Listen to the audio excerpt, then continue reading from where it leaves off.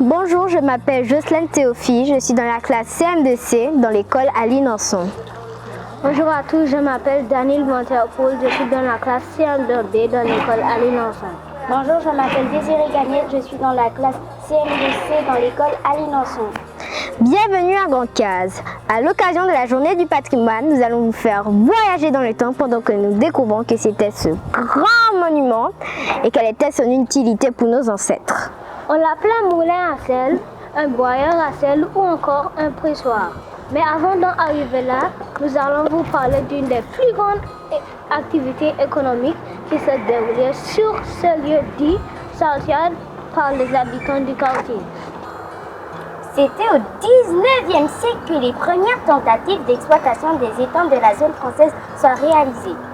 Un notaire saint-martinois, M. Charles de Mercier d'Arcy, avait obtenu en 1842 une concession pour construire des marais salants. Mais faute de capitaux, l'entreprise n'avait pas vu le jour. À cette occasion, un polytechnicien de la Martinique, François-Auguste Périnon, rassembla ainsi les 25 000 francs qu'il lui fallait pour la constitution de la société et les travaux d'installation des salines. C'était donc là que nous commencions à voir naître la splendeur de la saline de Grand-Case. Elle était plus grande, même plus grande que le Great Salt Pond des Hollandais avec 46 hectares en chauffoir et 12 hectares en cristallisoire. Monsieur Périnon recrutait une centaine de travailleurs dont la moitié étaient des travailleurs libres et l'autre moitié étaient des travailleurs esclaves loués à leurs propriétaires. Il traitait les travailleurs esclaves comme des travailleurs libres et leur versait tous un salaire. L'extraction du sel durera un siècle environ et elle sera une source de grande richesse pour Grand-Case et Saint-Martin. La dernière saline à fonctionner était celle de Grand-Case avec environ 3500 tonnes de sel produites chaque année. Et c'était en 1961 que fut la dernière récolte du sel dans les marais salants de Grand-Case. Pour conclure, à Grand-Case, cette géante presse à sel qui reste, elle permettait d'accélérer la récolte du sel en transformant les cristaux récoltés en sel fin. Une tentative de modernisation et de mécanisation de la saline de Grand-Case a été exploitée par le dernier concessionnaire, mais de non-rentabilité, l'opération conduisait à l'abandon de cette activité. Aujourd'hui, l'histoire des marais salants sera à tout jamais ancrée dans le patrimoine de Saint-Martin avec celle qui avait remporté le Grand Prix de produits de qualité dans l'exposition universelle de Bruxelles en 1910. C'était l'histoire du marais salant de Grand-Case. Bonne fête du patrimoine!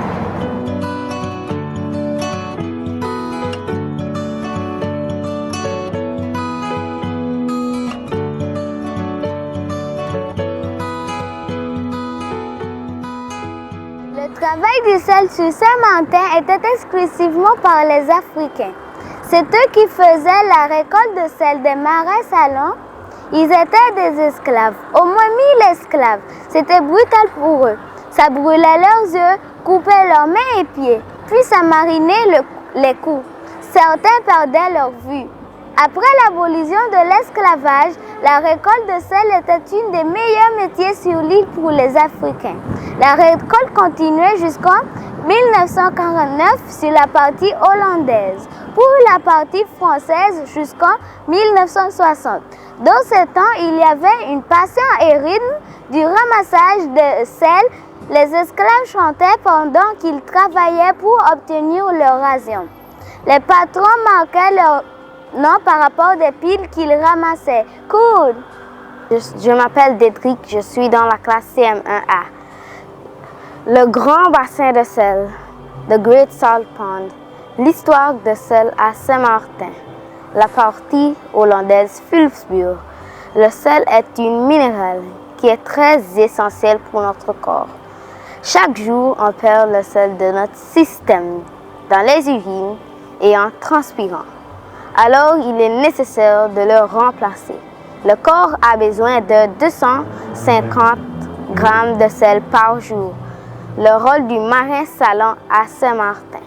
Le marin salant était une richesse pour les habitants de Saint-Martin. Ils utilisaient le sel pour assaisonner et préserver leurs produits. Le sel pouvait préserver leurs produits pendant des semaines ou des mois. Bonjour, je m'appelle Emilio et je suis en CM2B dans l'école de Omer Arondel. Les premiers habitants à utiliser les bassins de sel étaient les Arawaks. Les archéologues ont trouvé les réservoirs où les Arawaks récoltaient du sel dans les marais et les lagons. Le nom de Saint-Martin vient du mot Walichi qui signifie sel. Ce mot était employé par les Amérindiens. Plus tard, les Européens, les Caris, Pikin, Kalinago, c'est eux qui ont donné le nom Swaliga, ce qui veut dire pays du sel. Les Européens avaient besoin de notre sel. Quand les premiers Néerlandais sont arrivés en 1627, ils ont constaté que ce sel allait être efficace. Ils avaient besoin du sel pour conserver leurs poissons quand ils faisaient de longs voyages aux Pays-Bas. Il n'y a pas de marais salants et ils n'arrivaient pas à faire sécher l'eau salée car il n'y a pas assez de beau temps. Le poisson salé était leur seul moyen de survie quand ils se rendaient dans les colonies, étant donné que leur unique subsistance était la pêche en dehors de quelques provisions provenant de leur récolte. Bonjour, je m'appelle Denisha Fleming. Je suis en CM1B dans l'école Kauti dans Léon. Il y avait 3 marais salants à la partie française, une à Grand-Case, baie orientale et un petit à Bretagne. Pour un certain temps, les marais salants de la partie française étaient occupés par une entreprise. Le ramassage du sel à Grand-Case a pris fin dans les années 1960. Dans les années 1950 et 60, la plupart des travailleurs venaient de l'île d'Anguille. Génial! Bonjour, je m'appelle Wilson Emily, je suis en CM2C et je suis de l'école Omer Arondel. Le sel était raffiné pour l'exploitation. Ils utilisaient les bateaux appelés les sod flats dans les marais salants. Ils avaient des pompes à vent pour régulariser l'eau. Tout près de Madame Estates, on y trouve des ruines qu'ils utilisaient pour sécher le sel dans les salaires. Dans les années 1848 à 50, la production de sel était de 337 000 et 400 000 tonneaux de sel. La production en 2009, le Great Salt Pond est devenu un monument. En 1831, M. A. Perrino était un des premiers propriétaires. Dans cette même année, il y avait 5 autres. Les ouragans ont détruit l'industrie de sel. Dommage.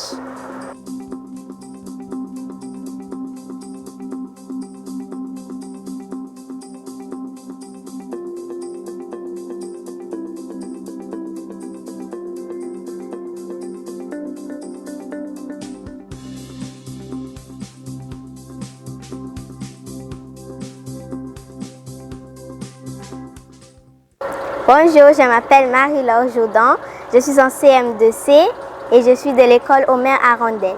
Vous voulez savoir pourquoi l'eau est-elle rouge? C'est à cause de la Dunaniella salina, un microalgue qui se développe spécialement dans les marais salants. Les organismes pouvant-ils survivre dans de telles conditions de salinité sont peu nombreux. La résistance au sel de cette algue vient de sa forte concentration en bêta-carotène qui la protège de la lumière. Cette algue constitue le régime alimentaire principal des Artemia salina, petits crustacés qui vivent dans les marais salants, qui eux sont la nourriture principale des pélicans, les aigrettes et d'autres spécimens. Voilà, notre héritage doit être préservé.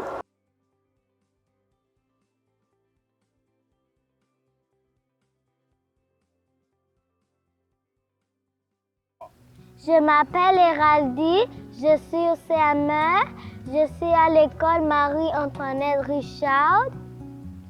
Notre présentation est sur le bassin salé de la baie orientale, plus précisément au Galion. Nous avons un témoignage de notre propre cueilleuse de sel local, Madame Black Wellington Amelia, mieux connue sous le nom de Mrs. Milo.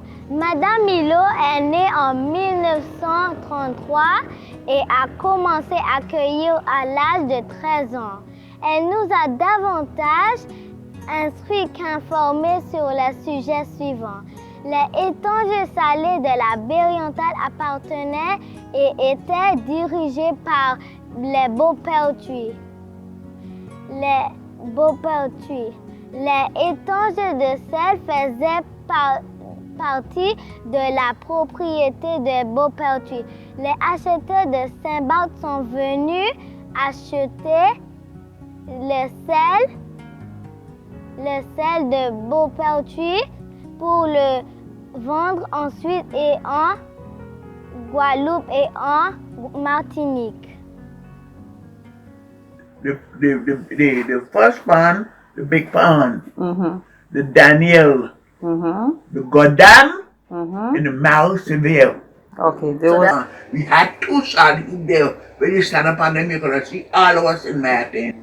Then she shoved her hand, when you show with a put your hand under the sand lift up, when you break it, they're going to lift up. Just like a big silver crystal over the bottom. So the water gonna go on, and as much the water go under, she gonna break. Then you gonna break 3-4 people breaking together. Whatever piece you get, you throw it in your basket. Lord, I think I see them beautiful little valleys coming in from St. Bart's. Wow. The Père là-bas, the Jean de Bon, the Neptune. Oh my God, my best days that I had liked to walk in the way, I like to walk in the salt pond. I like to see. Every day in the sea. So when you go out to work, every day your mother selling this big thing of food. Well, they used to give you a little or something. I thought it was, I don't remember. But it was no big amount. But how come my one, I save another car by a estate in Guadeloupe. When a poor mother old, she can't walk. She walk out. The others were going to kill, so they could send a little something for us and to help us, but they can't support us. They got to take care of animal, they have to take care of the cattle. And when me and Mom sent me a little bowl, we put us some aside and we eat some. Ottawa, citoyen, premier bataillon, marchons, marchons. Que sang impur abreuve nos sillons.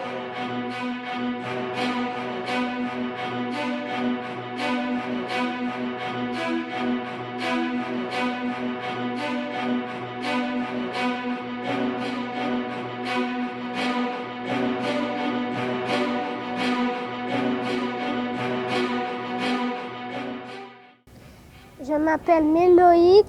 Je suis en CM2 et je vais à l'école à Marie-Antoinette Richard. De nombreux bateaux venaient de Saint-Barth pour acheter notre sel de Saint-Martin tel que Louis Sabet appartenant à Berthe Marat 300 barils, Pierre Labat appartenant à Monsieur Créot 500 barils, Neptune appartenant à Sidi Gums, Jean de Bon, Victoire, Inès Doux. Saint-Martin exportait son propre sel, malheureusement il a fini.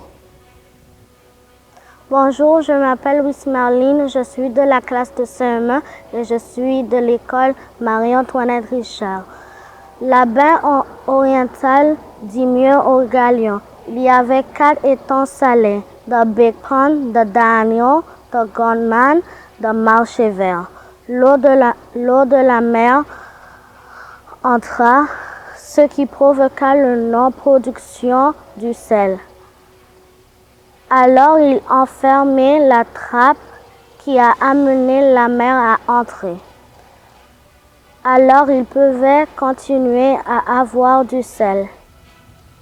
Bonjour, je m'appelle Jocelyn, je suis dans la classe de CM2 et dans l'école Marie-Antoinette Richard. À partir de 1950, l'endroit est devenu sec, alors qu'auparavant, il pleuvait tellement, ce qui permettait aux cueilleurs de sel de cueillir 3 ou 4 mois d'affilée. Mais pas plus que ça, ou bien ils se seraient brûlés les mains. Une fois la cueillette terminée, ils ont quitté l'étang de sel pour se rendre à l'étang de fraîche pour se nettoyer. Chaque cueilleur avait leur propre flatte. Madame Milo avait le numéro 1. La cueillette était faite pour les hommes et les femmes. Les femmes ont fabriqué leur propre panier. Je m'appelle Ajeka, je suis en soldat de l'école Marie-Antoinette Richard. Nom Anomi. Fredo Gomes qui a travaillé avec Madame Milo. Victor Gomes qui a supervisé le travail. Léonard Westcott qui a pris des notes de tout. La cueillette de sel était formidable en sortant. Nous, les enfants de cette génération, sommes reconnaissants pour l'histoire de notre île, mais aussi tristes de comme elle est terminée. Saint-Martin a beaucoup à offrir. Essayons de ramener le vieux Saint-Martin où d'autres dépendaient de notre île.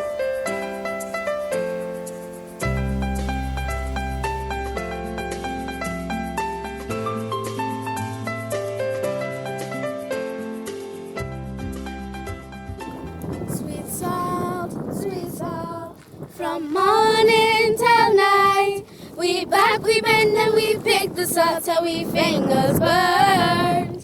Sweet salt, from morning till night. We back, we bend, and we pick the salt till we fingers burn.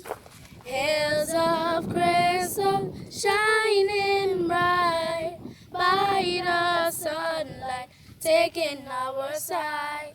Hills of crystal shining bright by the sunlight, taking our side. Sweet salt, from morning till night. We back, we bend, and we pick the salt till we fingers burn.